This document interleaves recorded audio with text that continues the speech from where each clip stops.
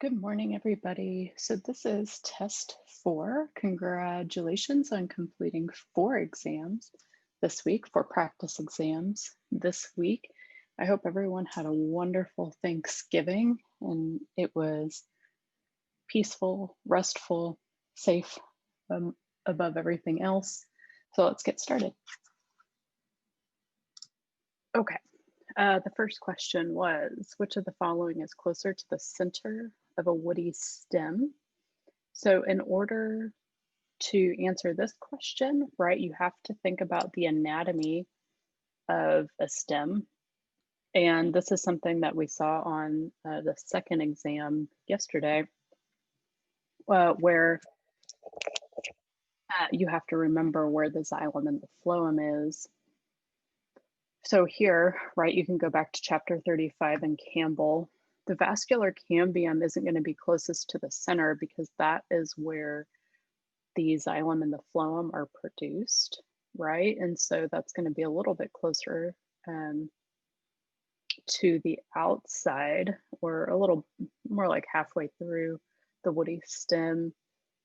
Primary phloem will be on the outside of that vascular cambium, as will secondary phloem, right? So you've got secondary phloem here and primary phloem here.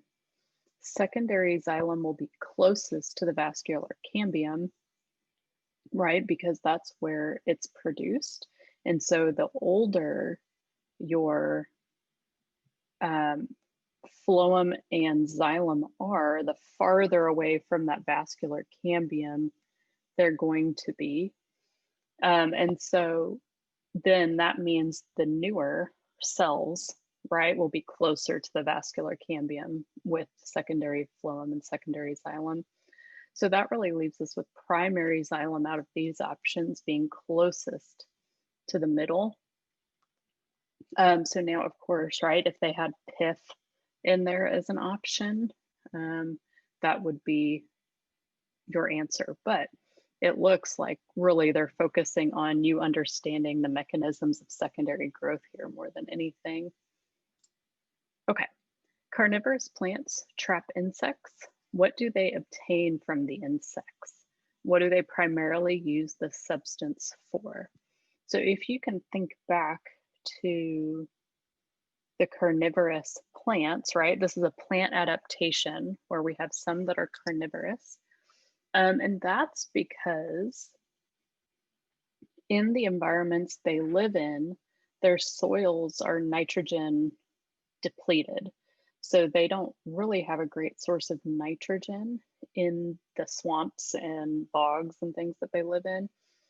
And so you have to remember that they do this in order to gain nitrogen. Okay, so as long as you remember that, right, we can cross off A, and that one doesn't make any sense anyway because they don't live in a dry environment. B might be an option, right, because we know they obtain nitrogen from doing this. C, they obtain phosphorus. Well, like we said, right, we need nitrogen. They obtain sugars because they can't produce enough in photosynthesis. And that's not true. They do, in fact, make enough in photosynthesis. So, or they obtain nitrogen to make protein. Now, if you think about the structure of a sugar, nitrogen still might make sense to you. However, right, remember that they make sugars through photosynthesis. And so that leaves us with E as the correct answer. If you want to go back and check this out, that is in chapter 39. Yeah, chapter 39 in Campbell, or chapter 29 in the Raven textbook. This is the screenshot, or the screenshot from the Campbell book. Again, chapter 39, if you want to go back to that. But really just remembering why they eat bugs, right? Does this group of plants eat bugs, right? It's just because they're low on nitrogen in their environments they live in.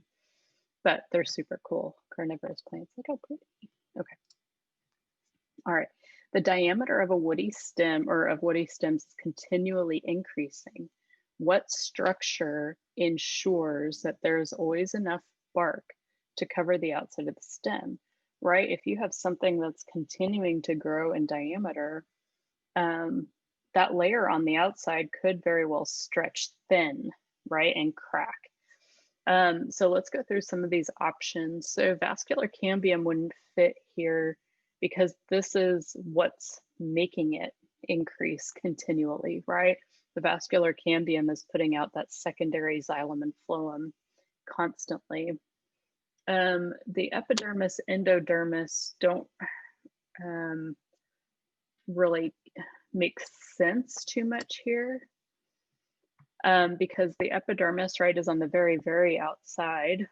The endodermis isn't even shown in this diagram. So instead, what we've got, and this is from Raven, chapter 23. So what we've got here is that we've got this periderm, right? Which is composed of all of these parts. And within it, you actually have the philoderm, which is directly under that cork cambium. And that is what is producing, more bark to be able to cover the outside of that stem. So again, this is just a matter of terminology and understanding what role each of these structures plays in terms of secondary growth. So like I said, go back to Raven chapter 23 for this one.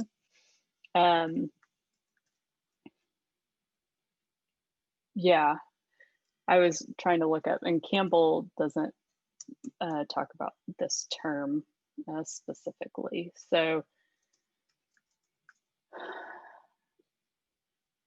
it does talk about periderm in chapter 35 of Campbell, but it doesn't talk about philoderm specifically. So Raven will be your reference for this. Okay.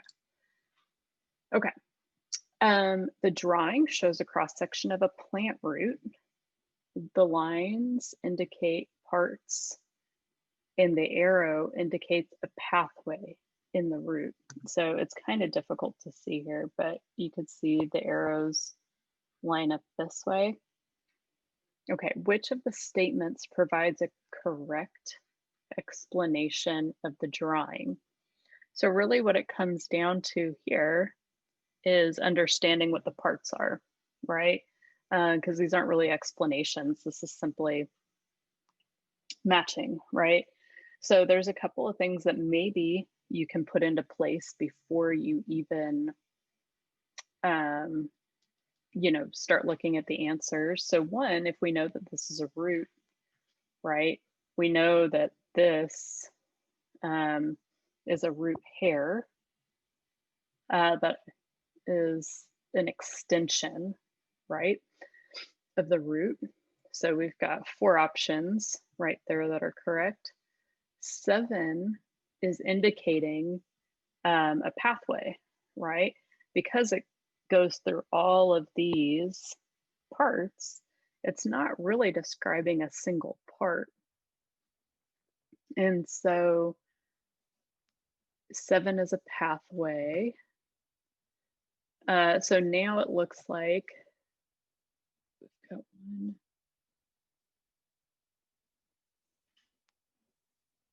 Okay. We've got a couple of options for the pathway of water and minerals, or pathway of phytohormones. Generally, this is going to be water and minerals, right? So we've got B, C, and E that are potentially correct answers now. 5 is the waxy strip. So, and that's that Casparian strip. So then we can eliminate some of our other options. So we have 5 as Casparian strip in B. It's also an option in E. So B and E are going to be our options here. So then right, then you can kind of put the rest of this in place by just understanding what's going on. So the Casparian strip is located within the endodermis, right? And then the xylem is located on the inside, inside of the endodermis here. And then 6, the epidermis. So the epidermis are just, the outside cells here. So really just by putting together some of your landmarks, right? Like a root hair, a pathway of water and minerals, the Casparian strip within the endoderm, right? And then understanding that the xylem will be in here, just understanding those things gives you the ability to select the right answer for this one without having to worry about, 2 and 6, what they are.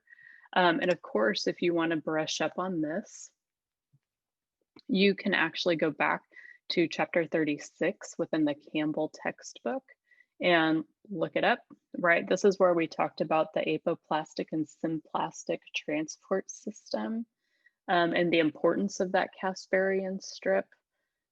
So anyway, so go back to this figure in that chapter if you've got questions about this.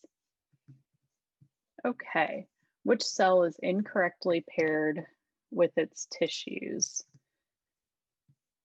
Okay, so root hair, dermal tissue, palisade parenchyma, ground tissue, guard cell, dermal tissue, companion cell, excretory tissue, tracheid, vascular tissue.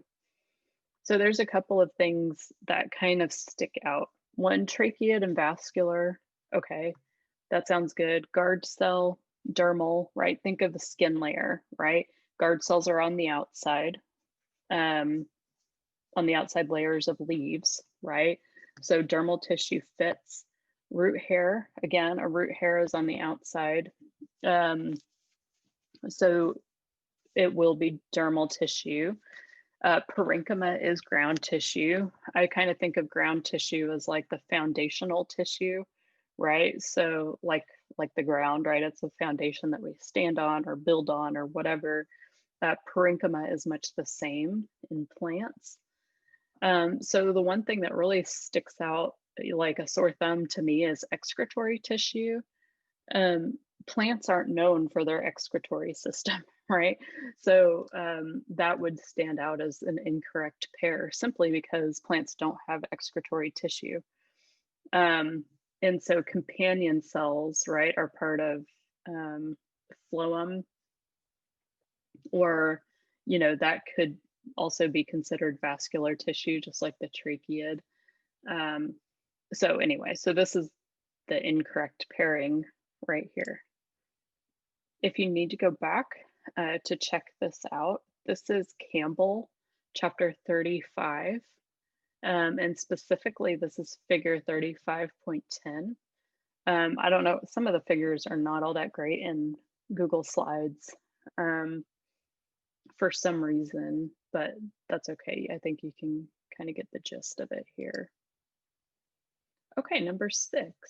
A plant biochemist received a specimen from a fellow scientist who noticed that the plant's stomata are closed during the day. The biochemist observed that radioactive carbon in the form of CO2 fed to the plant at night was first found in organic acids that accumulate in the vacuole. During the day, it moved to sugars being manufactured in the chloroplast. What was the conclusion of the biochemist, right? So, okay, during the day, it moved to sugars being manufactured in the chloroplast. So here, right, you've got to think about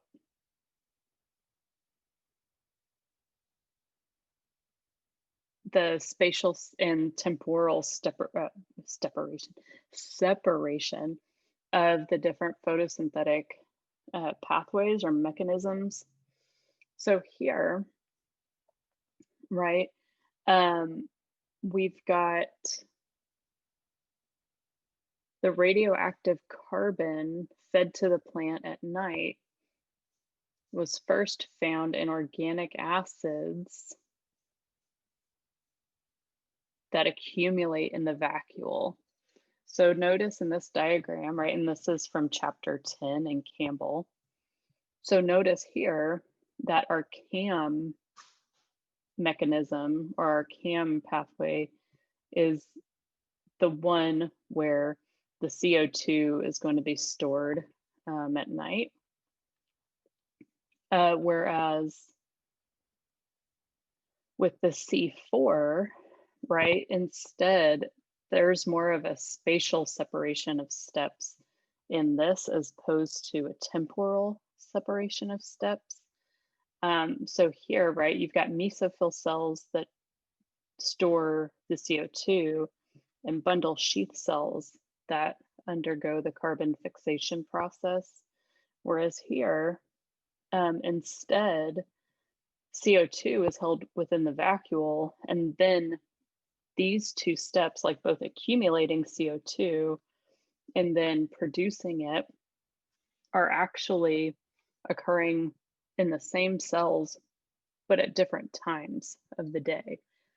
So anytime that you see this time separation, you're going to be looking at CAM photosynthesis. And so we just, so sorry. Okay. Now, if we look at, so that basically tells us the difference between A, B, and C, right? The plant, I can't get that thing to stop popping up.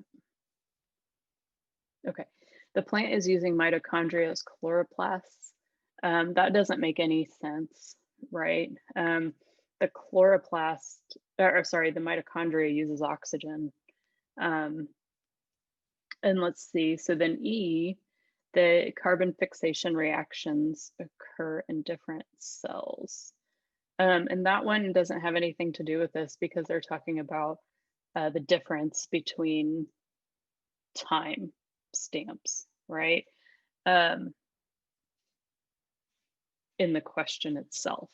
So A is still our best answer. Okay, red algae grow at depths beyond those to which red and blue light can penetrate in the ocean. What could account for this? Okay, so think about plants and how they make a living, right? They're autotrophs. And so they need to be able to photosynthesize no matter where they are. They do that using pigments. Okay, so let's walk through these options. So A, red algae have accessory pigments that absorb wavelengths of light available at these depths. Okay, that's plausible. Red algae use infrared energy to power photosynthesis. That is false. They use the same chlorophyll A and chlorophyll B to photosynthesize as other plants or green algae and land plants. They all use the same pigments to photosynthesize. C, red algae have a more efficient light absorbing system for red and blue light. Maybe, I don't think that's the great answer. And that's because have a more efficient light absorbing system. I don't know, I feel like it's too vague to actually be a useful answer, I guess. Red algae are heterotrophs. We've already said that's not true. They photosynthesize just like all other related plants. And E, the red algae must be identified correctly. And that has nothing to do with the question that was asked. So we can eliminate E, probably right off the bat, just looking through this. But really, the best answer is going to be A, because the difference in, so even if you think of land plants and other algae, we get a wide variety of colors, right? Like we have seaweed that's brown, and we have seaweed that's red, and we have seaweed that's green, and we have plants that have green leaves, but they turn red during this time of year. All of that just has to do with the difference in ratio of chlorophyll A and chlorophyll B and accessory pigments like carotenoids. right? The accessory pigments make up that light harvesting complex that sends vibrational energy to the center of the chlorophyll molecules in order to begin that photosynthetic process. And so it's really all about having accessory pigments that absorb wavelengths of light available at those depths. And so red algae is red because they have a lot more carotenoids, which come in the colors of oranges and reds, you know, those types of things. But they still have chlorophyll A and B. It's just they have those carotenoids that make them much darker. And then they can absorb different wavelengths of light because they're relying more on these accessory pigments as opposed to chlorophyll A and B, which is why we see, you know, those plants and algae that are green have a lot more chlorophyll A and B in them. Okay, we'll move on from this. And if you want more information on this, you can go back to chapter 10 in Campbell and refresh your memory on the different pigments.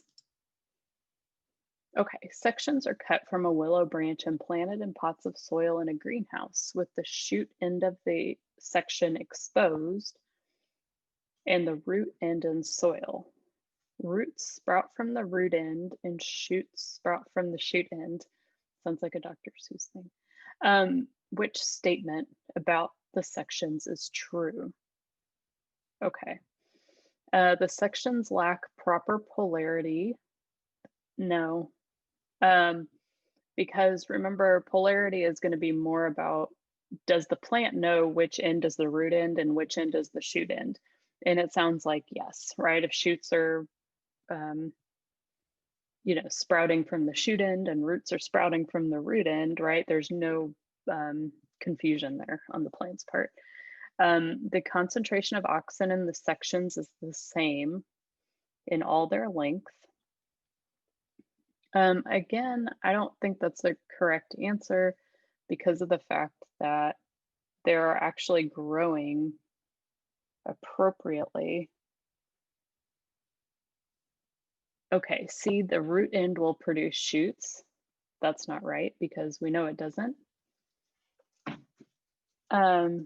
De-differentiation will be the first step in the process of root and shoot formation. I would say that's a very plausible answer. So let's look at E before we make a decision. The root end has special structures forming roots with which the shoot end lacks. Okay, no.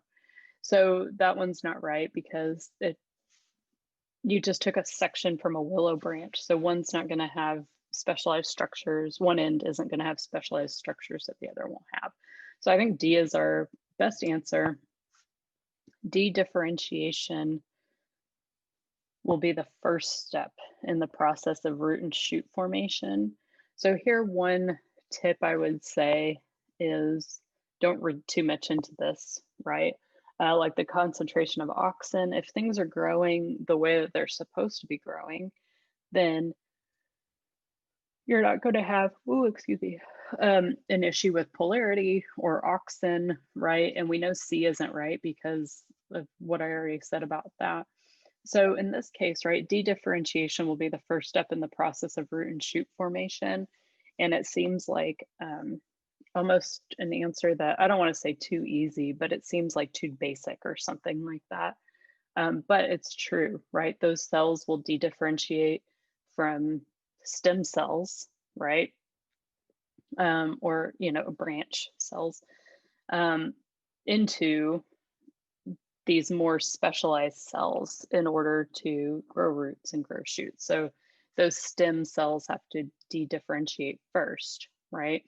And if you want to look back at this, you can go to chapter 35 in Campbell. Plants have developed many adaptations to maximize the benefits of available water. So start thinking of like, okay, we've got a cuticle, we've got stomata, we've got, you know, all of these things. Start thinking that. Which of the following is one of these adaptations? Reorientation of leaves in order to increase leaf temperature. That would not help maximize water. So we can probably say on that one. B, decreasing the amount of water lost for each gram of fixed carbon. This sounds plausible, right? Because if we think about stomata and how, if those are open too long, even though we're taking CO2 in, we're losing water at the same time. And so that right there, you have that interplay of water loss and carbon acquisition. So, that sounds like it could be correct. So let's move on with the other answers to see if there's a better one. C, increasing the leaf surface area does not help with maximizing available water. Really, you would increase the surface area to volume ratio or number of stomata or something like that. D, decreasing the thickness of the cuticle would not help, right? Because that would lead to more desiccation, so more loss of water. E, growing more leaves during drought. Well, if you grow more leaves during drought, you also have more opportunities to lose more water. So that logically doesn't make sense, right? So, we don't really have a better answer than B, decreasing the amount of water lost for each gram of fixed carbon. Okay. Yeah.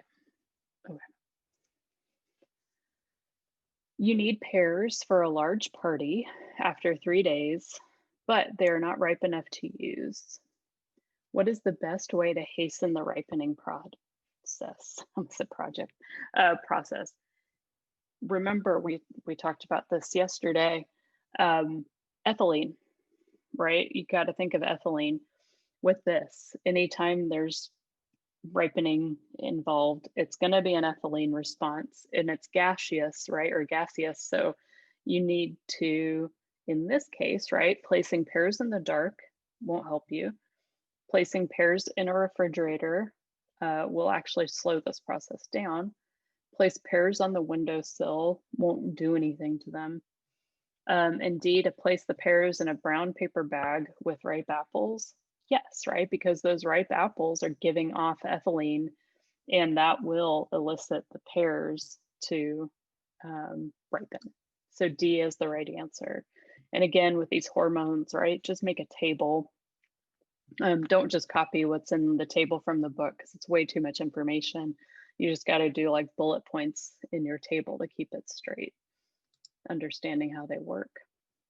Okay, fixed action patterns are important components of behavior. Which statement about the fixed action patterns is not true? Okay, so for this, you can actually go to chapter 51 in the textbook. And so in this case, right, it's showing a male stickleback fish attacking another male, that it's invading its nesting territory. The red belly acts as a sign that releases the aggressive behavior. Okay, so in this case,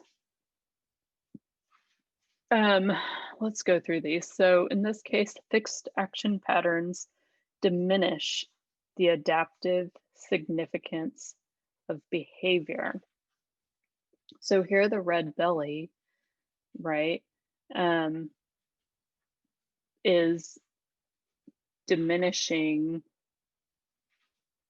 the aggressive behavior, the significance of the aggressive behavior. Let's see, so option A, they're highly stereotypical instinctive behaviors. That's not true, right? Based off of what we know, even just from this. FAPs are triggered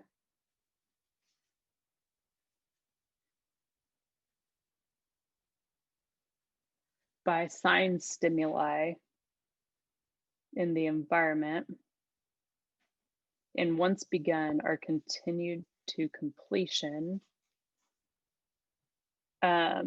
So that's not true, right? Because it's not continued to completion.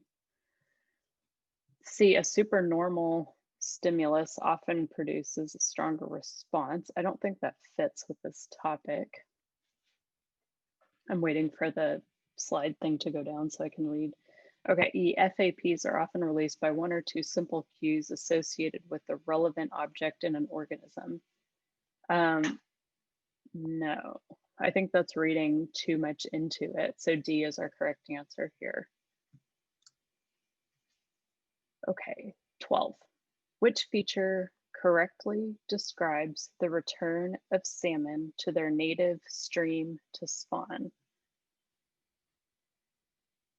There's a couple of things that we could do here to knock out some answers. So A, insight doesn't really make sense in this context. Olfactory imprinting seems plausible. Habituation, not so much. So think of this, right? So their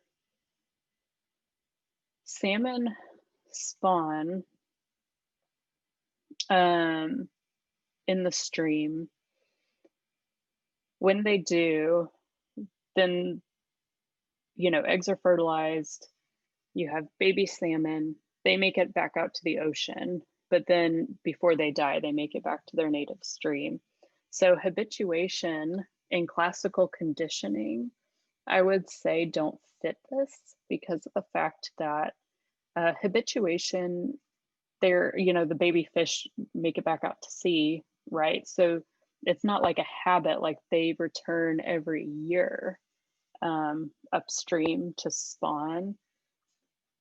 Classic conditioning is more like, think of Pavlov's dog, right?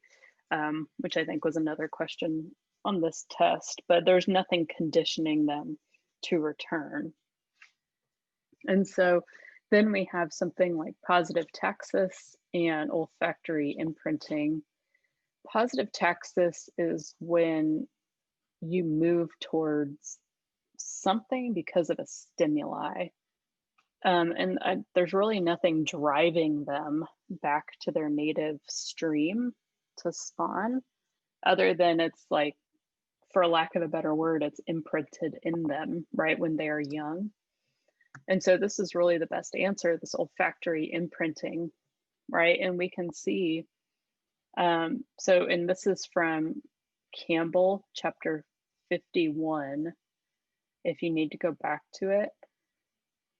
But this kind of shows upstream migration, hatching, emergence, right? Downstream migration. And then that olfactory, right? The senses, there is this a sense, right, that is imprinted. Like, you know, I keep wanting to say like a smell, things like that, right? I don't know how well salmon smell, but they have a chemical imprint, right, that drives them back or makes them return back to their native stream each year. So olfactory imprinting is our best answer. Why did psychologists fail in teaching chimpanzees to talk like humans? So there's a couple of things that you probably should know or think about here. One is that there's a gene, FOXP2, that's actually involved in language that the other great apes also have. So they have a gene that has been tied to language. So why can't they talk, right? There are a lot of things here that can be automatically kicked out as possibilities. E, they have a bad memory. They don't, for one, but also I don't think that's something that I don't feel like it's a relevant answer. D, they have too large teeth. That's also one of these, like, I don't think so. They have a thin tongue. That's not true. And that's not, also think of where we get language, right? Where does language come from? Well, our tongue doesn't produce it and our teeth don't produce it, right? B, they have a weakly developed cerebrum. And actually, we know chimpanzees are very smart, and they do share a lot of characteristics. So B doesn't sound plausible. A, chimpanzees have a different location and structure of the larynx. This one stands out to me as correct because of the fact that language, right, and actually speaking is a function of anatomy, right? So all of these other things don't really have that theme, but A does. And so in fact, A is the best answer that we have here. Why do territorial birds, which are territory owners, tend to win when they meet intruder birds? Okay, so one thing to keep in mind, right? Territory owners and intruders are going to be relatively similar in size and behavior and all these other things, right? So keep that in mind as we read these answers. So A, they are more aggressive and better fighters. Well, why? Why would they be, right? If they're the same bird, same type of bird, right? One being the owner versus one being an intruder, it doesn't really mean that one's more aggressive or better fighters. B, they have more to gain from a fight, and so they are prepared to fight harder. The higher benefit associated with territory, the harder they fight for it. This sounds like a right answer because it goes into depth, right? And it tells you why one might have a better chance of winning than the other, all else considered equal. So let's come back to that one. So C, ownership is simply a conventional settlement. That doesn't make sense.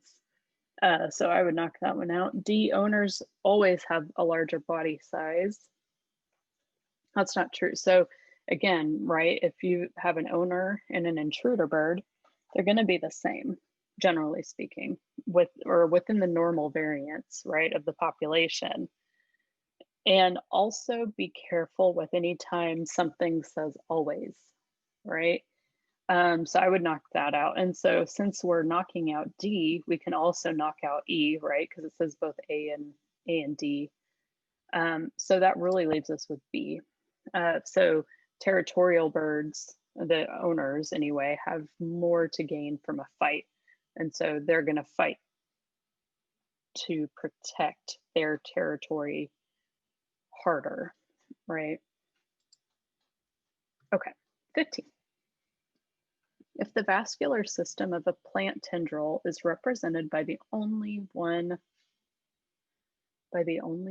closed collateral bundle, the tendril is formed by the metamorphosis of which organ?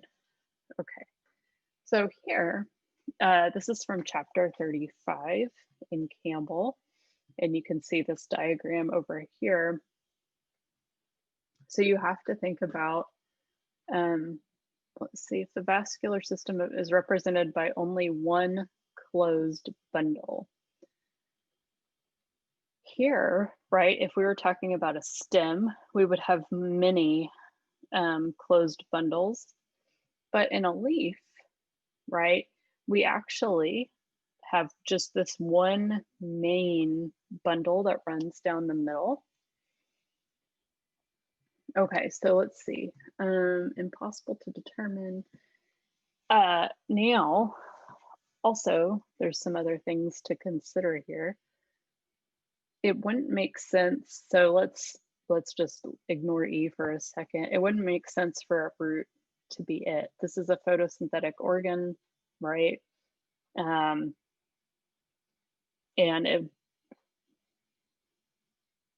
it would have more bundles, right? If you remember, I'm trying to think back, but in the root tissue, you actually do have vascular bundles, but all in the middle, right? Kind of in that X shape like it's showing here. But also it wouldn't be photosynthetic in nature, right? This tendril here is green, it photosynthesizes. So it's gonna make most sense if it's gonna be an A, a B, or a C option. Now, so let's look. So a shoot, shoots are going to be a stem or a leaf, right? So that's kind of a redundant answer.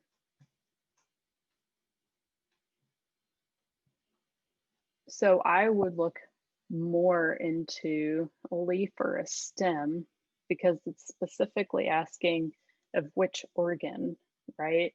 And leaves and stems are organs. So a leaf versus a stem would make sense here because it's saying only one bundle, right? And so that looks more similarly to a leaf structure than it does to a stem structure.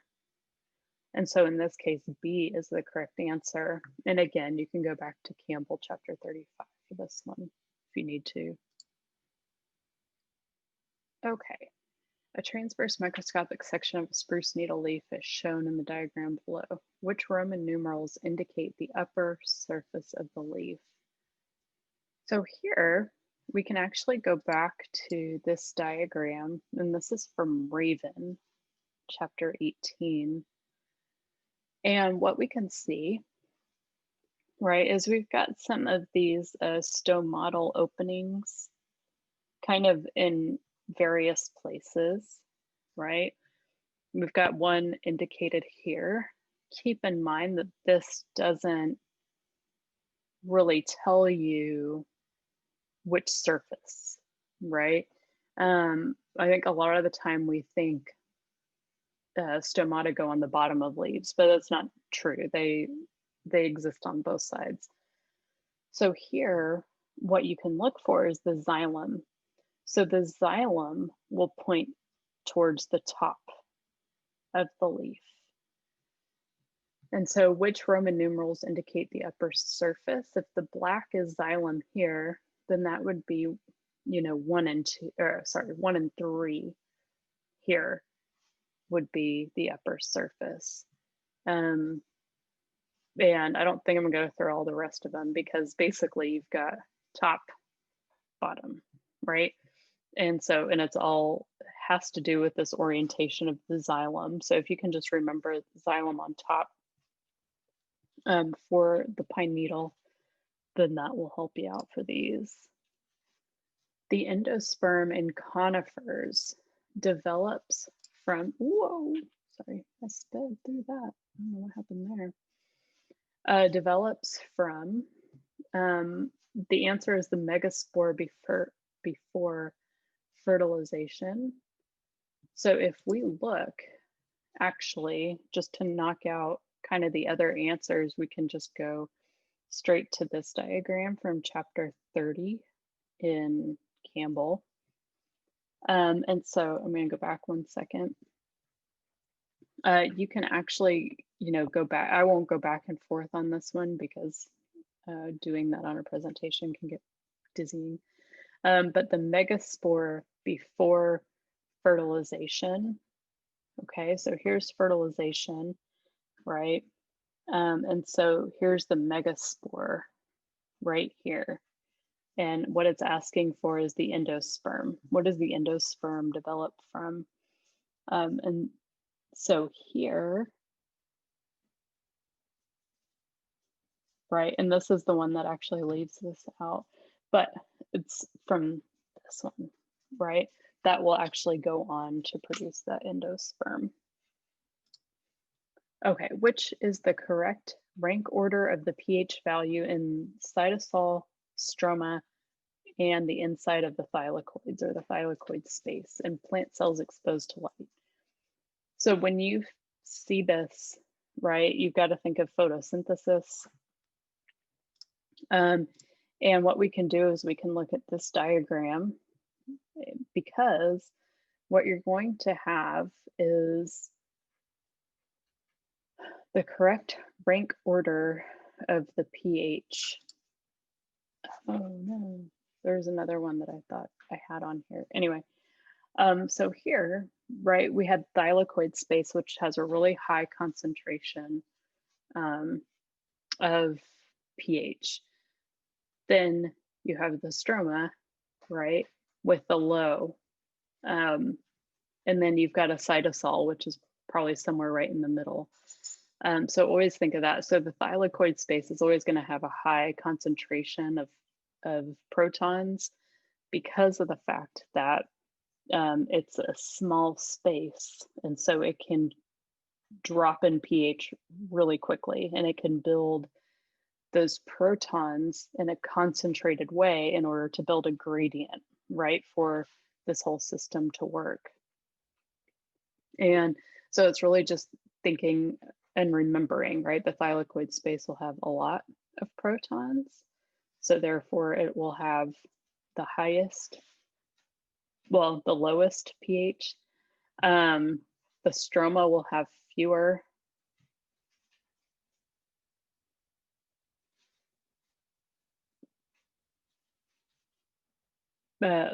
fewer protons, and then the cytosol will be more neutral. So it'll kind of be in the middle of those other two. And you can go back, to chapter 10 for this if you need to in Campbell. All right, Spirogyra filaments were placed in a medium in which strict aerobic bacteria were incubated without access to oxygen for some time. And part of the Spirogyra filament was illuminated with a narrow beam which passed through a prism to obtain a spectrum. Okay. In which parts of the filament will the greatest concentration of bacteria be observed? All right.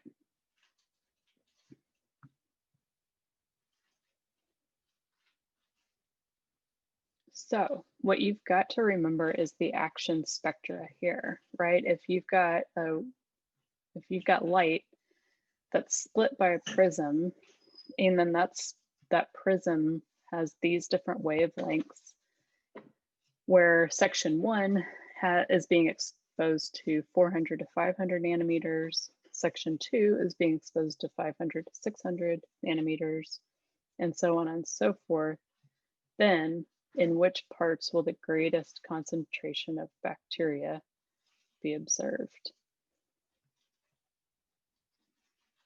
So in this case, right, we look at our action spectra over here from chapter 10 in Campbell, and we look to see where those wavelengths of light do most work.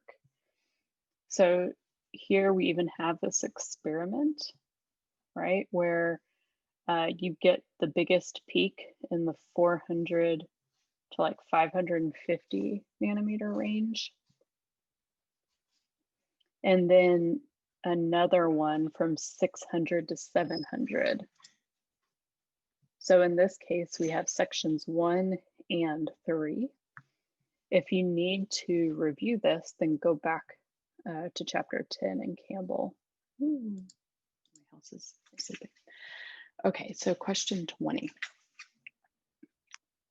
Plants of wild-type corn whose rubisco function was normal were compared with a mutant corn variety whose rubisco is not able to catalyze oxygenation. The first thing you should be thinking here is, what kind of plant is a corn, or what kind of photosynthetic pathway does a corn plant have? So remember, they're a C4 plant. And so they actually separate where oxygen and rubisco are. And so they don't photorespire. So that's one thing. So because of that, they would actually not have any difference. And E is our correct answer. If you need to review this, it's chapter 10 in the Campbell book. Okay, question 21. Photosynthesis in plants is dependent on temperature and light intensity. The following graphs show the results of measurements of CO2 consumption for 3 plants of the same species under different light intensities. Which combination of statements concerning limiting factors in the 2 temperature ranges is correct? So there's a couple of things you can look at here.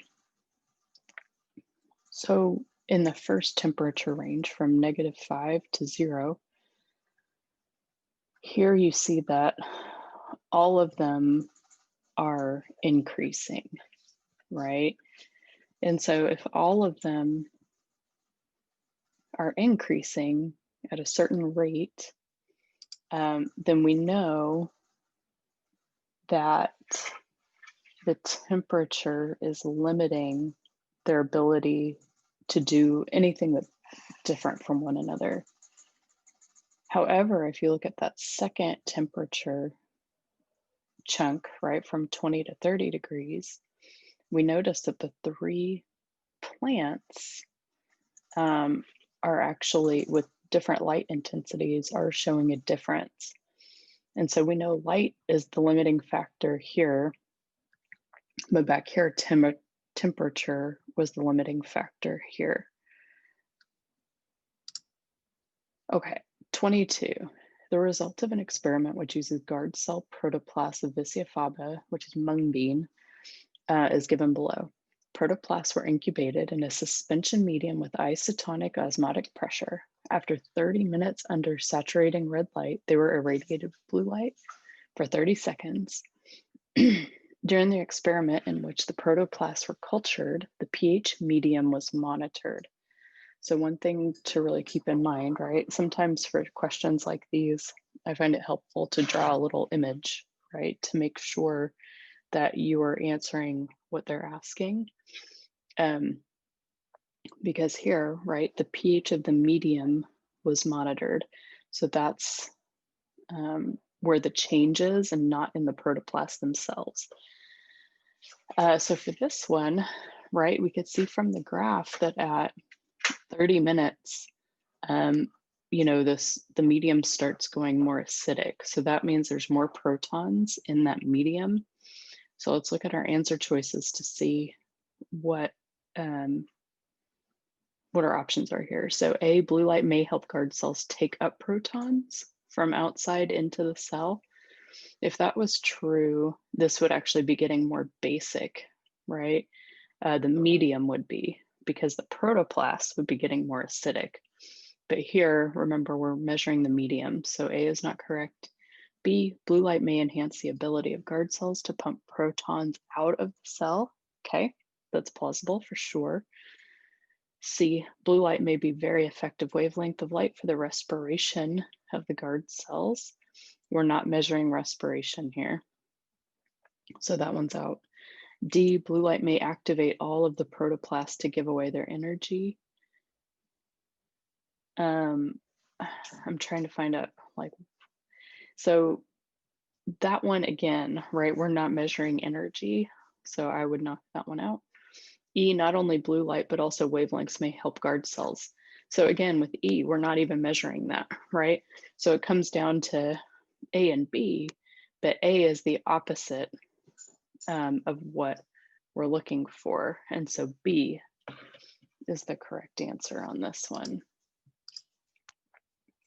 If an oak coleoptile deprived of its epidermis is placed in a physiological solution with pH of 5, relatively fast lengthening of the coleoptile occurs. The action of which hormone does this experiment imitate? This is an interesting one because I don't know what physiological solution is or what it would be. However, fast lengthening of the coleoptile, right, is something that has to do with auxin. And so, let's see, young leaves, root apical meristems, stimulates plant elongation. So this one, it's not in here like specifically as it has been in other questions, like, you know, their function or but auxin has to do with stem elongation. And so that's really where that coleoptile lengthening, right, would come in.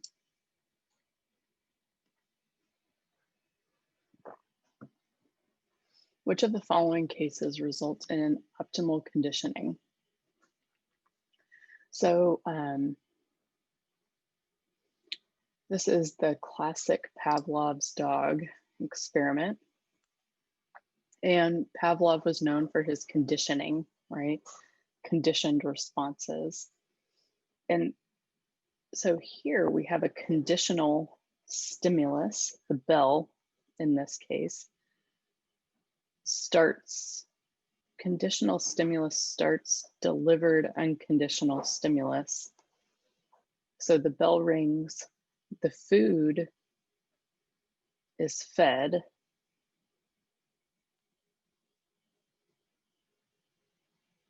and then, right, so the mix of these two things leads the dog to drool, right?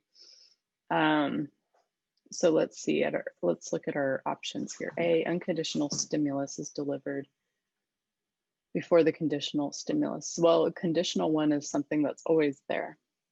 And in this case, he was training the dog to drool for a bell response, right? So the bell is the conditional stimulus.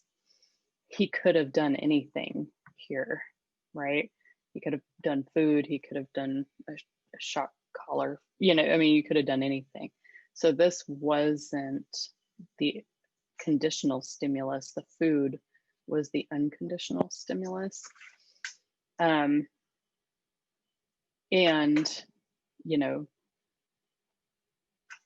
the bell has to be rung before the unconditional stimulus, whatever it might be, is used. So A and B both have the conditional stimulus delivered, sorry, the unconditional stimulus delivered before the conditional stimulus. So we can knock both of those out. C and D, C, conditional stimulus starts delivered unconditional, and conditional stimulus is stronger than unconditional. So that's where these two answers, the thing that pops up drives me crazy. Conditional stimulus starts delivered unconditional stimulus. Okay, so I'm on D now, sorry. And conditional stimulus weaker than unconditional. The conditional stimulus is stronger, right? That's the whole reason why the dog will drool when the bell rings, is because the stimulus of the bell is stronger than the response of to the food itself. Okay, I hope that makes sense. The cuckoo and its hosts is a well-studied system of coevolution as a long, never-ending process. A cuckoo lays its eggs in the nest of a small passerines, which are other small birds. The cuckoo and its hosts have adopted different behaviors that result from the coevolution between them. The cuckoo and its hosts have adopted different behaviors that result from the coevolution between them. Did I just read that twice? I'm so sorry. Which combination of the following statements are true? Okay, so the host lays their eggs in the afternoon. The cuckoo eats ants or ant eggs. The host is aggressive towards the cuckoo. The cuckoo eggs do not mimic the host's eggs. The cuckoo is aggressive toward a host. The cuckoo tries to avoid being seen. On first glance, right, we're really talking about how one bird sneaks its eggs into the nest of another, right? Because that helps decrease the amount of energy that they have to put into raising their little ones. So, you know, just looking at these options, like I don't know when they lay their eggs, right? So number one and two don't seem relevant to the situation at hand. 3, the host is aggressive towards a cuckoo. Well, if it was aggressive, the cuckoo would have a very hard time putting its eggs in the nest. I would say the cuckoo's eggs do not mimic the host's eggs, but they do. Let's see. The cuckoo is aggressive towards a host. I would say 6 is true. The cuckoo probably tries to avoid, and these are just, this is not necessarily knowing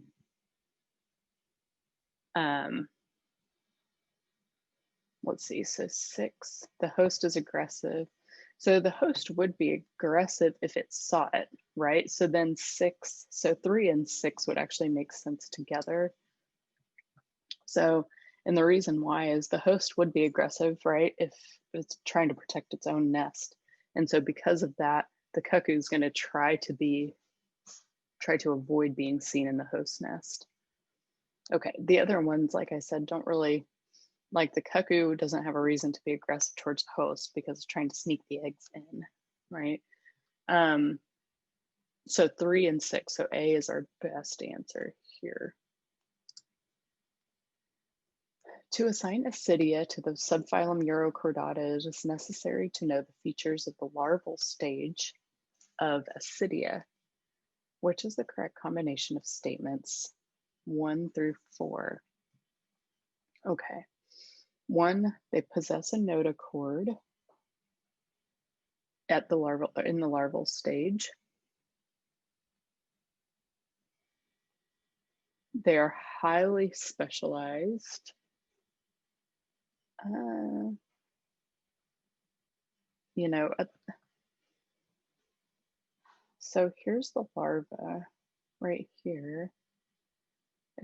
So definitely, you know, they have a notochord because that's why they're Urochordata, right? They're highly specialized. I'm not sure if I would call them highly specialized, but let's read our other options. They possess a hollow dorsal neural tube, and they possess a propulsive tail, pharynx, and branchial slits. So actually, if we look at these options, 1, 3, and 4 are our like definitions, right, of a chordate. But 2, not really. So D is our best answer here. And again, you can kind of pick that out. It's like, oh, notochord, dorsal neural tube, tail, pharynx, brachial slits, right?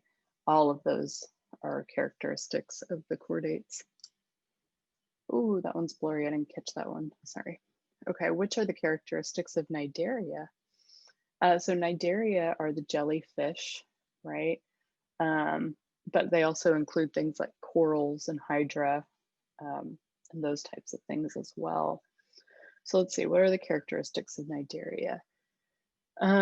So A, oceanic, marine, or freshwater, mainly predators. Okay.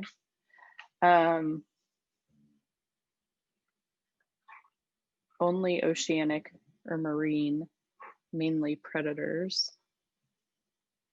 Oceanic or filter feed. Okay, so they're not filter feeders. So C and D are out.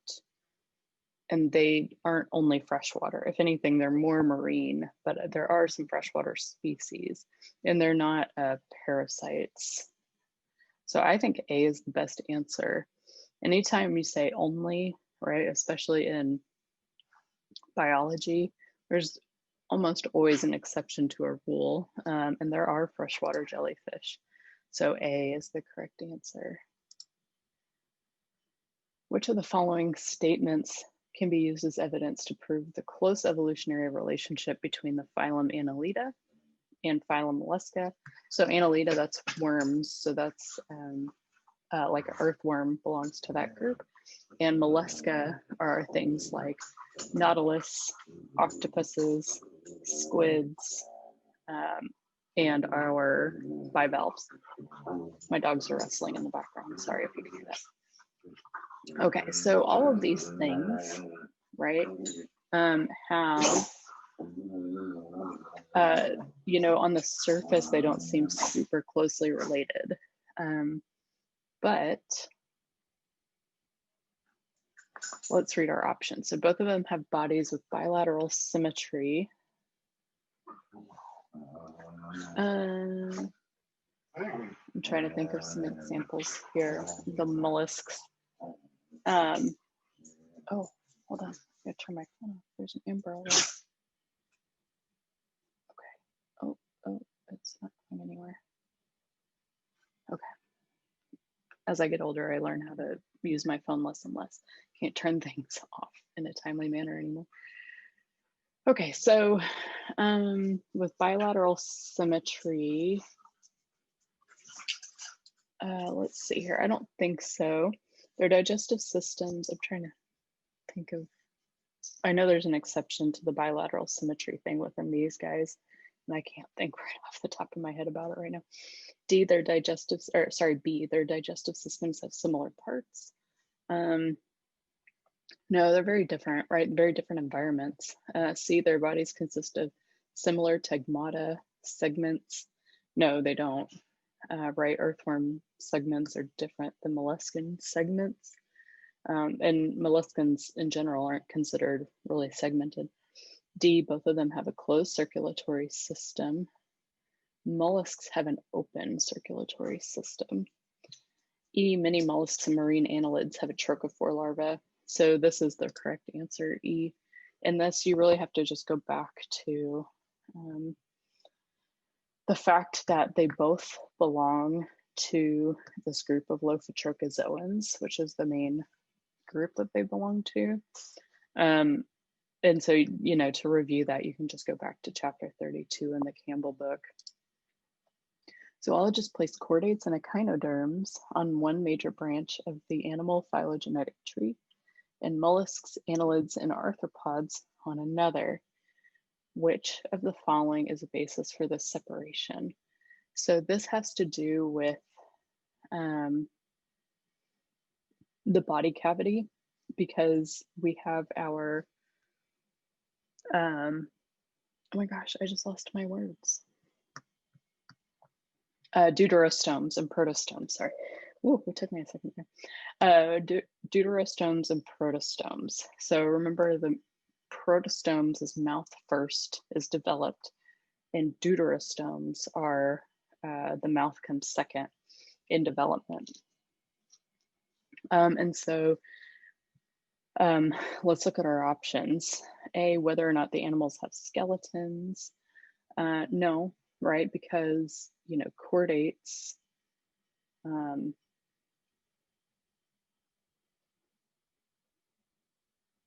have skeletons.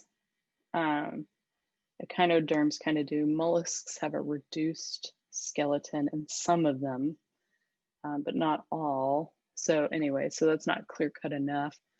B, what type of symmetry? No. Echinoderms are radially symmetric. Chordates are bilateral. So since those are grouped together, and that's different types of symmetry just in between those two, we know that that's not. C, whether or not the animals have a body cavity. So all of these general, well, this comes back to your pseudocoelom, acoelomate, and coelomate organisms. And they are, that's in 3 groups, right? That are all over, that are not phylogenetically related. And so, but here we're just talking about 2 groups. D, how the body cavity is formed. Ding, ding, ding. Sounds correct.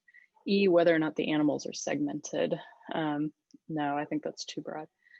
And it wouldn't place them in just 2 groups, probably. So I think D is our best answer here. And again, this is just remembering, right? Oh, okay, we're talking about animals and there's 2 major groupings. Like, which things do we have 2 options for? And how the body cavity is formed with protostomes and deuterostomes is it. This one's blurry too. But if you need to review, right, you can go back to chapter 32 in the Campbell book. Fish caught on the reef were found to be infected with gill parasites. The intestines of the infection were plotted against their frequency as follows. Which statement can be correctly inferred from these results? Intensity of infection and frequency. So the less frequent, so high intensity of infection is found less frequently. Okay, so A, parasites accumulate in older hosts. Well, we can't say that because we didn't test the age, right? Or it's not on the graph. B, a few hosts contain most parasites. Okay, I think that's plausible, right? Frequency, you can, you know, narrow that down to number basically. So let's leave that one alone and read our other options. C, young hosts acquire most parasites. Again, we're not testing age, we don't know. D, parasite dispersion depends on host distribution. Again, we're not looking at distribution in this graph. Most hosts contain few parasites. No. So a few hosts contain most parasites. Most hosts, so that would be over here, contain a few parasites. Okay. So a few hosts contain the most, right? Which we're aware of here. So I think that's the best answer. I'm trying to wrap my head around. Most hosts contain a few parasites.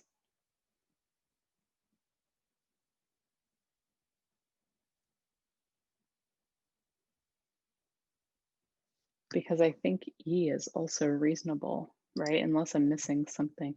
B is the correct answer. But, right, if we go the opposite end of the graph, it holds true. Most hosts contain a few parasites. Whoops, sorry. Oh, actually, you probably can't see what I just did. Anyway, okay, so we'll leave it at that. But I don't know. I'd be interested to hear what you guys think on this. So maybe I'm missing something here. Okay, which of the following is a principal difference between gymnosperms and angiosperms? Okay, gymnosperms produce flagellated sperm. They do not, because this is where we first get wind dispersal in gymnosperms. And so they don't need flagellated sperm like the ferns and the mosses and liverworts did. B, gymnosperms lack seeds, whereas angiosperms have seeds. That's not true. Both have seeds. It's just angiosperms also have fruit. Gymnosperms do not. C, in gymnosperms, the ovule develops into a seed, whereas in angiosperms, the ovary develops into a seed. No, they'll both develop into the seed, the same way. So that wouldn't be correct. Gymnosperms lack ovaries that develop into fruits, whereas angiosperms that have ovaries that develop into fruits, I would say that's correct. And then I can't actually see E. I think it says something about, I've got something up on my screen that won't go away. Something about gymnosperms and fruit, but gymnosperms don't make fruit. So D is our correct answer here.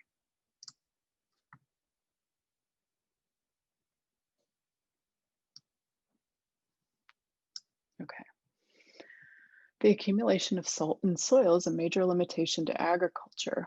What is the primary cause of the inability of non-halophyte plants to grow in soils of high salt concentration? So you kind of have to think about diffusion here, right? If there's a lot of salt in the soil, the plant is going to be losing water, right? Because it's going to want to go to the highest concentration of water to the lowest concentration, which would be in the soil, so highest in the plant. So think from that. Salt crystals form in the stomata and stop gas exchange. That's not true. Large quantities of sodium and chloride enter the plant cells and poison them. No, that's not really true. See, salt accumulates in root cells and osmosis follows. No, that's really not what happens. The plant's really good at regulating what comes in and out. D, the oxygen content of the soil is too low, and that has nothing to do with this question. E, the water potential of the soil is too low. That's our answer. All right. If the water potential of the soil is too low, it's going to be, the plant's always going to be losing water.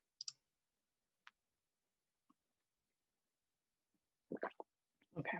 When we refer to a plant as a short day plant, the exact meaning is, remember, short day plant. Sorry, dog's going crazy. This is morning run around, bark at the neighbor cows. When we refer to a plant as a short day plant, we're also thinking about a long night plant. So remember this. So A, the plant flowers in winter. We're not really talking about that. B, the plant flowers when the day is shorter than 12 hours. Okay.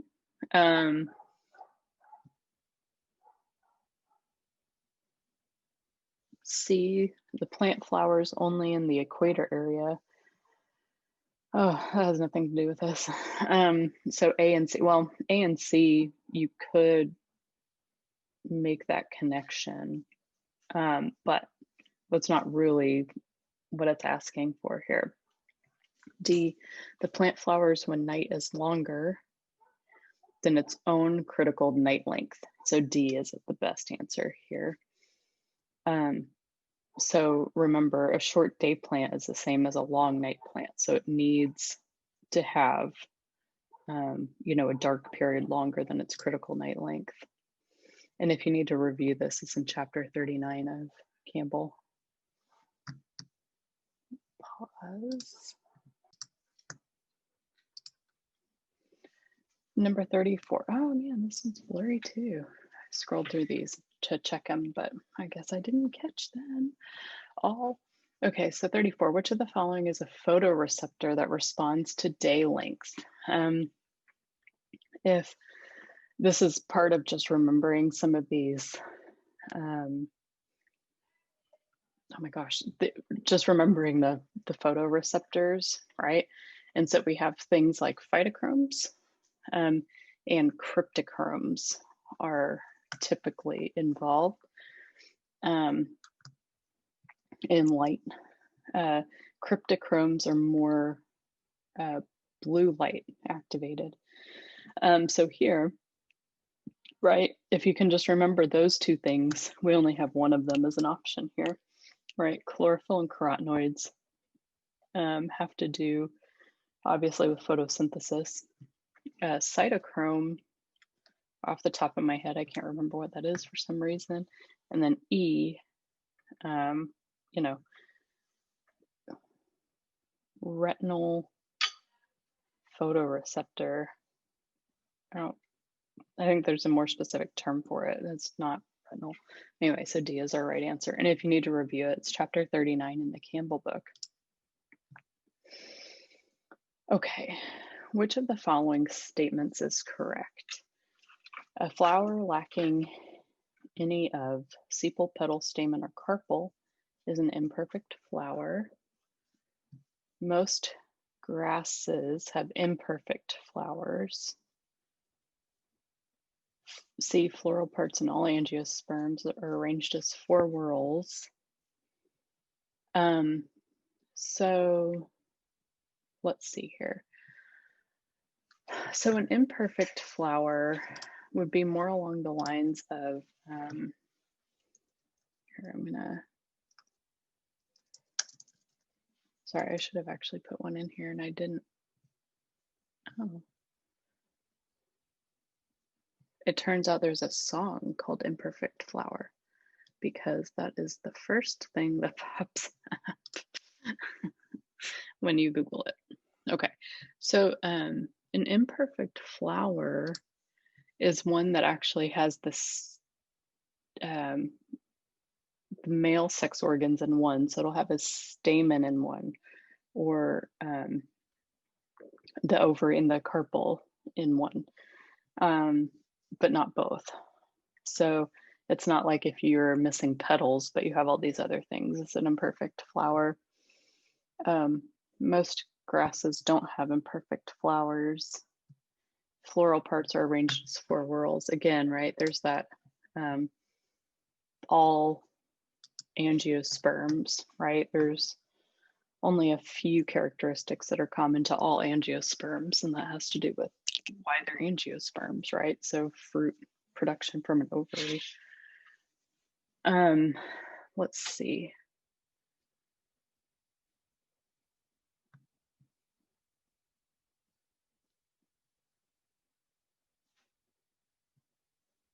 Okay. And so a flower, oh, sorry, and going back to A, that's an incomplete flower. If it was missing any one of these, imperfect has to do with the sex organs only. Okay, so D, floral parts are sequentially initiated at the floral meristem. So yeah, and that's from chapter 35 in the Campbell book, where it talks about the ABC hypothesis. So really you just have to know, right, the C says all angiosperms. So unless it's a characteristic of generally what makes an angiosperm, that's not it. Most grasses actually have incomplete flowers, but not imperfect flowers. So you kind of have to be able to work your way through that. However, if you look at these four options, you can kind of tell one is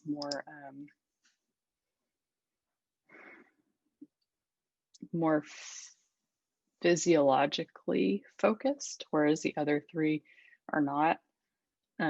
So that's kind of what makes that one stand out also, or D stand out. You can also look in Raven chapter 5 for this if you use that book as well. 36. One of the means to prevent self-fertilization in plants is self-incompatibility. Which of the following statements is or are true about self-incompatibility? Let's see. The plants that show self-incompatibility have a unique stigma structure. No, that's not true. They have the same structure as everything else. 2, the flowers of plants that show self-incompatibility only produce pollen when stigmas fail to develop. No, that might be one mechanism, but that's not the only way, right? So the way this reads is they only produce pollen when stigmas fail to develop. It could be one way that some plants do that, but probably not all of them. There are other ways, right? Like having them on different flowers, developing at different times.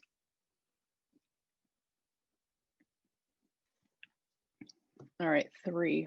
Self-incompatibility is analogous to the animal immune response in that they both have the ability to distinguish cells of self from those of non-self.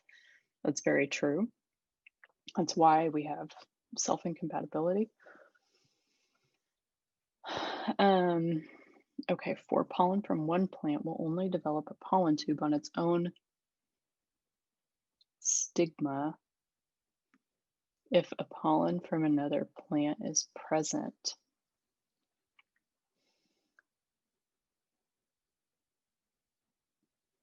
Pollen from one plant will only develop a pollen tube on its own stigma. I don't know about that. I don't think so. Doesn't actually make sense if you think about it. Oh, excuse me. 5. Pollen from one plant will develop a pollen tube on its own stigma, but will not be able to fertilize the egg. That's true. Yeah, and I would say that's a replacement for 4. So I would say 3 and 5 are our best. And so in fact, E is the correct answer here. And if you need to brush up on it, right, it's Campbell chapter 38. 37, where do you find cells that undergo meiosis in plants? Meiosis, remember, right? Meiosis is, part of life cycle. Mitosis would be the apical meristem. So A is out. The pollen In the pollen itself, it undergoes mitosis, but not meiosis. Now, to produce the pollen grains, you need meiosis, but in the pollen itself, the pollen is actually produced via meiosis. So in the pollen, meiosis does not occur. C, in embryo sacs. We don't have embryo sacs here. D, the corolla. So the corolla would be all of the petals, right? And in the petals, we don't undergo meiosis, so ovule, right? And so if we look here, the pollen grain, here's our ovule, right? And it's actually this megasporocyte cell that undergoes meiosis to produce 4 new cells. So there you go. You just have to be able to pick out which of these is in the life cycle. Oh, whoa, I went way too fast on that one. Oh, here we go, okay. Wait, let me make sure, okay, yeah. 38, red algae differ from green algae and brown algae in that red algae produce agar. Actually, both do. Red and brown algae produce agar. B, red algae do not produce chlorophyll A. They still have to photosynthesize, so they do. They both produce chlorophyll A. C, red algae do not have sexual reproduction. Again, they're very similar in this. They can switch, right, between asexual and sexual reproduction. D, no unicellular red algae has been found. There are like a couple. There are very few, but they do exist. And then E, red algae do not produce flagellated cells in their life cycle. So here's one that's true. They do not produce flagellated cells in their life cycle. But this is something that you just have to kind of go back and understand the diversity aspect, right, between these different groups. Red algae is much more closely related to green algae and plants, land plants, than brown algae is. Brown algae is often a separate group way over on the phylogenetic tree. Okay. Okay, so this is from chapter 28 in Campbell, as is this one. Dinoflagellates, these are my favorite. These are what I study a lot between these and diatoms. Dinoflagellates are a group of algae. Their pigments are similar to brown algae. Yes, they are actually these are more closely related to the brown algae than the red algae, which we saw in the last one. Their pigments are similar to brown algae. Therefore, the pigments of a typical dinoflagellate are similar to, okay, this is where you just have to know your diversity.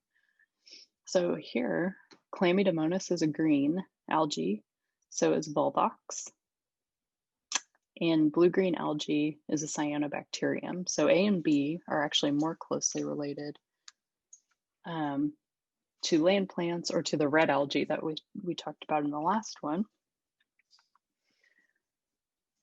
And so therefore, right, in this list, A, B, and D are actually all going to be very similar to one another. Again, you just have to know your tree of life kind of, right, for this. E, blue-green algae are actually cyanobacteria, so they're not closely related at all. So this is where having like a phylogenetic sense of diversity is super helpful. And so that really leaves us to see diatoms are actually more closely related to this guy. And I'm sure you've all heard me talk about diatoms at some point. If you haven't, you're missing out. They're cool. So anyway, so C is our correct answer here. So diatoms, kelps, dinoflagellates, and many other things are, they belong to a super group on our tree of life called the SAR group, which is TSAR. I forgot the T one is like a new one, it's tele something. But then S is straminopiles, and that's where the kelps and the diatoms belong to. A stands for alveolates, that's where the dinoflagellates belong to. And then R stands for the I want to say rhizoids because plant stuff. It's not rhizaria. Sorry, that's what it is. Anyway, so diatoms and dinoflagellates are going to have similar pigments because they're closely related, as are kelps, which we see here. So here we go. Seaweeds are large marine algae, and they play a very important role in marine ecosystems. True. Which of the following is or are not true about seaweeds?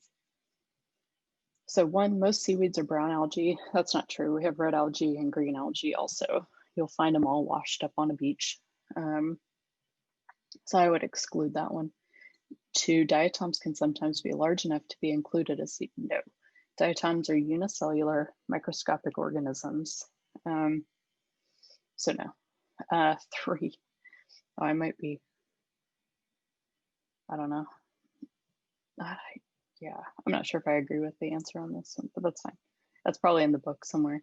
Three, seaweeds have complicated structures, such as leaves. Seaweeds don't have leaves. Four, oh, this is asking, yeah, what's not true. Okay, so 1, 2 are not true. 3, seaweeds have complicated, no, that's not true either.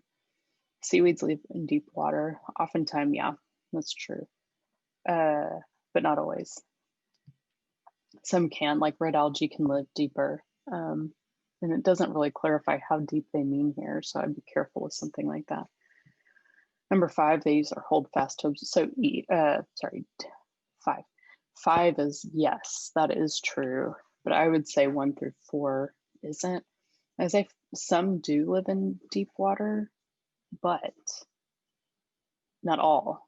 So, you know, and they don't live like near the hydrothermal vents. So is that what they mean by deep? I don't know. So I would say A is the best answer here. And 28, chapter 28 in Campbell, if you need to review it. Okay. Flowering is one of the most sophisticated processes in plants. By analysis of flowering mutants and through other studies, researchers proposed an ABC model to explain gene regulation of flower structures. 3 classes of genes are involved: Class A, Class B, and Class C. In this model, a sepal is produced when gene A is active. A petal is produced when genes A and B are active. Stamen is produced when genes B and C are active, and a carpel is produced when gene C is active. When gene A is missing, gene C takes its place. And when gene C is missing, gene A takes its place. Okay, so according to the ABC model, which of the following mutants will produce the phenotype shown below? So here, right, there's no stamens produced and no petals. So there's only carpels and sepals that are produced. So A is active, a petal is produced, but no petals. A carpel is produced when C is active. Okay, so A and C. Okay, so yeah, so a mutant lacking gene B, exactly. My dog wants to play with our pet rats. It's not gonna happen. If you need to review this, you can go to chapter 35 in the Campbell book. Number 42, along the same lines, but different. It has been demonstrated that genes A, B, and C encode transcription factors.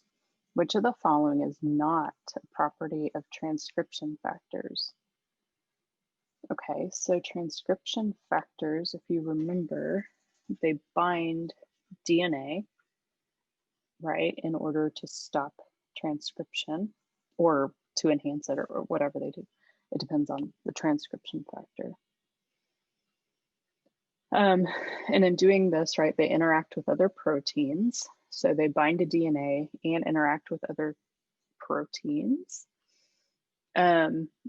Since they are proteins, they can be degraded anyway, by a protease, because that, you know, those degrade proteins. They do not bind RNA, right, because they bind DNA. If they bound RNA, we'd be looking at some sort of translational part of the central dogma. And E, participation of other gene regulation. So yeah, they do help in gene regulation. So D is really our best answer here. And if you go back to chapter 17 in the Campbell book, you can review what transcription factors do and how they interact with things to affect gene expression. Number 43, which of the following statements about the stomatal opening is true? Let's see, A, the concentration of abscisic acid in the guard cells increases. B, higher potassium concentrations give guard cells a negative water potential. Yeah, B is the right answer here. And so you can see that B and D are flipped, right? One is lower potassium concentrations, one's higher. But here, it's going to be B. And this is from figure 36, so chapter 36 in Campbell. And the rest of these, like I say, B and D is flipped. E is not true, and then C doesn't necessarily have, I mean, that sends a signal. I'm thinking of C, but that doesn't directly cause the stomata to open for C. So that's why B is the better answer. Let's switch.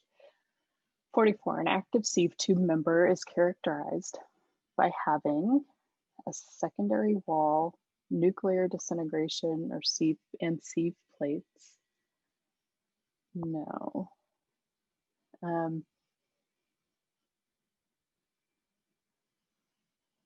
So here you can see, right, this is chapter, figure 35, so chapter 35.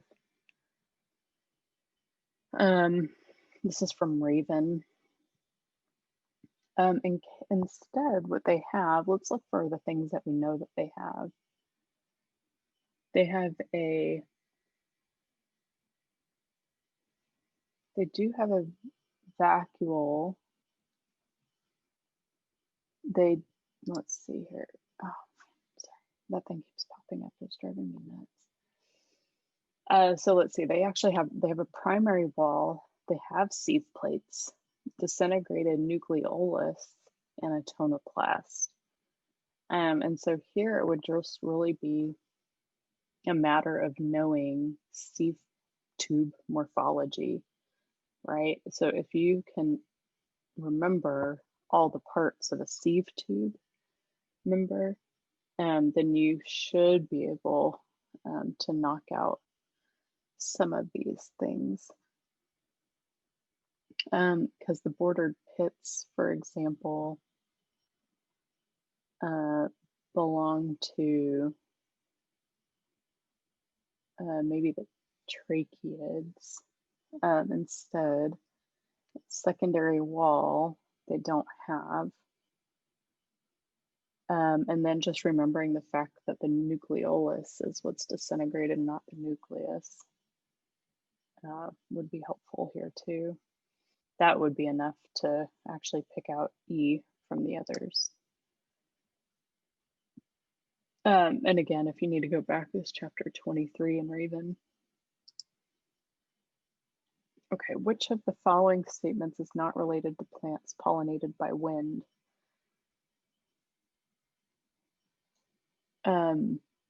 not related to plants pollinated by wind. So if they're pollinated by wind, you can kind of identify a couple of things, right?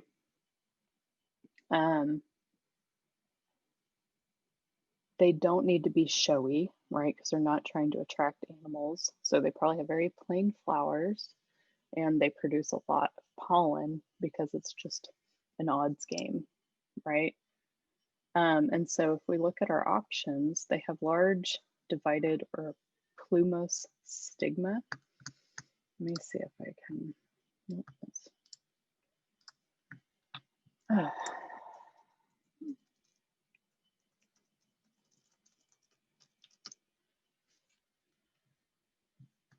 I'm going to.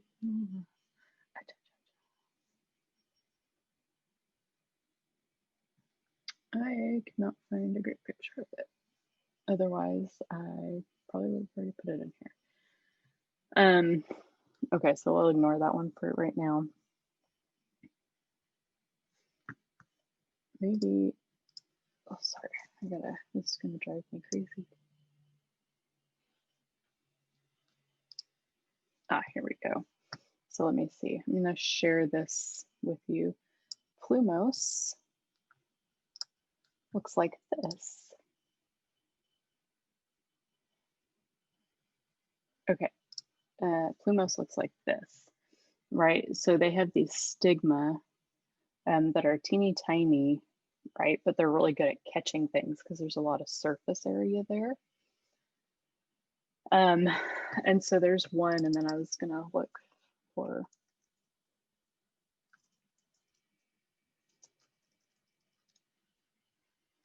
So agglutinated pollen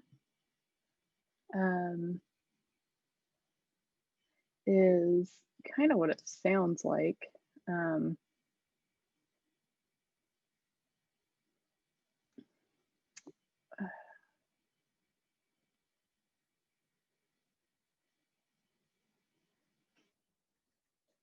But anyway, okay, well, we won't go into the weeds because, literal pun intended, anyway. And the reason why is because even if you don't know what agglutinated pollen is, let's see if I could find you a picture. It's basically when it's like stuck together, like it kind of sounds like, but anyway. But here, right, you can actually count or know that this one is not true because it also says they present flowers of diverse colors, which they wouldn't, right? Because they're wind pollinated, so they don't need showy flowers. So basically, if C is true, then E is not, right? So if you want to go back, this is from Raven, chapter 38. Okay. The function of the alurone layer in the Caryopsis, I forgot how to say that word for a second, is to A, protect the embryo, to produce and release enzymes that degrade the starch and proteins of the endosperm, to synthesize, to produce gibberellins, to synthesize carbohydrate, or to accumulate water. And so here, really, this is B, should be the right answer. This is the layer that produces and releases enzymes that degrade the starch and proteins of the endosperm, right? Because if you can degrade those, right? So, and this is from chapter 39, and Campbell responds to gibberellic acid by synthesizing and secreting digestive enzymes that hydrolyze nutrients stored in the endosperm. So then, right, those nutrients can be absorbed by the embryo. So that's really important. 47. The potato tuber is characterized by A, being a modified underground stem. Yes, that's true. Accumulating large quantity of starch. Yeah, we know that. We know there are starchy vegetables. C, being a kind of asexual reproduction. That is also true. If you think of a potato sitting on your counter, it does start growing buds. In D, because of that, and they do that because they contain several buds. So E, all of these are true.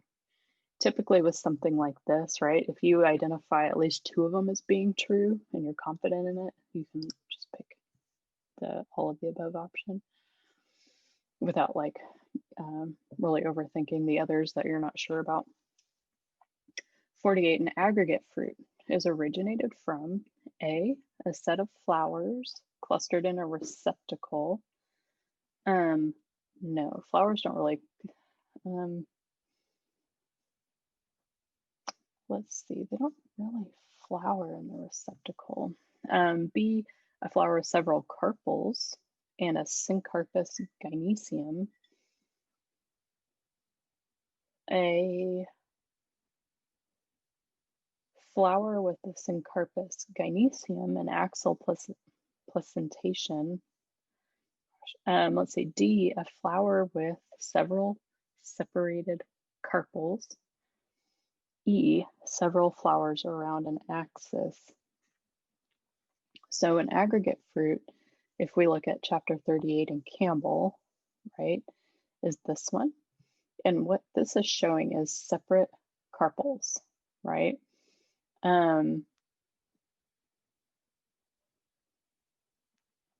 This, I feel like B and C, they're just throwing a lot of like plant anatomy terms your way that aren't really all that descriptive, honestly. But then D, right, is it going to be our correct answer here because it is separate carpels. There's several of them, and that's what is aggregating when you have an aggregate fruit. 49, almost there. Which of the following combinations present primary walls in an adult plant?